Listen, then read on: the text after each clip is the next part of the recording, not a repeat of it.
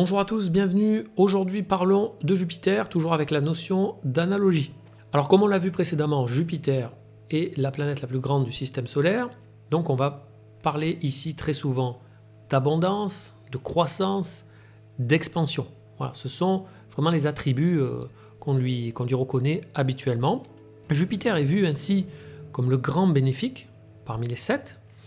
Et Jupiter est chaud et humide. On pourrait dire des propriétés qui sont opposées, comme on l'a vu précédemment, à celles de Saturne.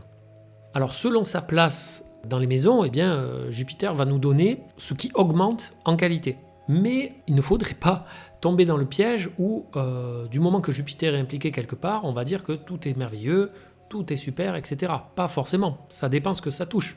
Si Jupiter est en maison 1 mais est affligé, ça peut donner par exemple quelqu'un dont le corps physique va prendre beaucoup de place, avec le poids qui augmente, quand c'est pas forcément désiré. Donc il faut toujours apporter de la nuance avec ce que Jupiter va toucher. Par exemple en maison 7, il peut ainsi annoncer plusieurs mariages. Pourquoi pas? En maison 3, plusieurs frères, plusieurs sœurs. En maison 10, pourquoi pas des carrières différentes.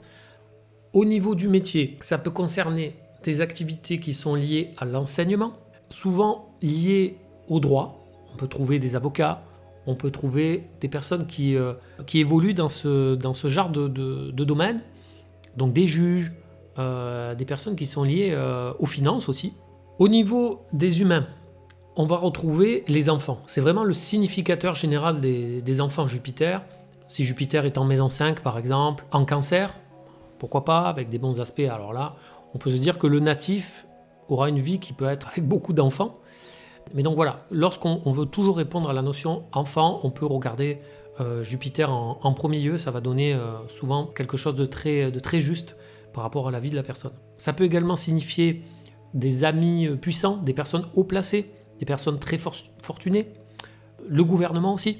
Ça peut être très lié à ça, à des ministres, à des personnes très réputées, etc. Au niveau plus spécifique du corps humain, ça va concerner la graisse, ça va concerner les tissus adipeux. Donc encore une fois, voilà, si on a un Jupiter très présent, par exemple en maison 1, trop présent, on peut souvent avoir ce type de problème. Plus en détail, ça va concerner le foie, les hanches, les cuisses, les pieds aussi, tout ce qui est circulation artérielle également. Voilà pour cette vidéo assez rapide, je pense que vous commencez maintenant à intégrer la notion d'analogie et on va parler de Mars pour la prochaine.